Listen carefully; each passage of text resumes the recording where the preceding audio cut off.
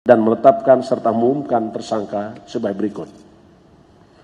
GKK alias KA. Karen, hari ini pagi periksa sebagai apa ini, Bu? Sekarang sebagai tersangka. Sebagai tersangka ya.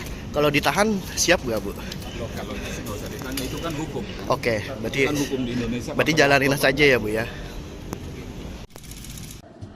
Didasarkan atas informasi dan data yang selanjutnya dilakukan penyelidikan sebagai upaya KPK untuk menemukan suatu peristiwa dan peristiwa tersebut adalah peristiwa tindak pidana korupsi.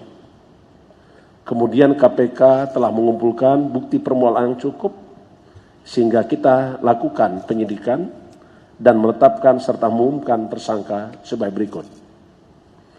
GKK alias KA, Direktur Utama PT Pertamina Persero tahun 2009 sampai dengan 2014.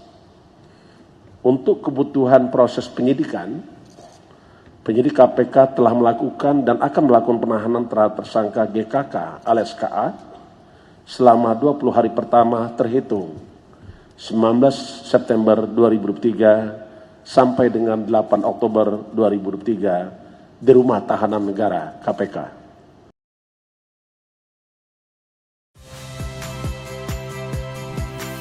Saya Valeria Bella.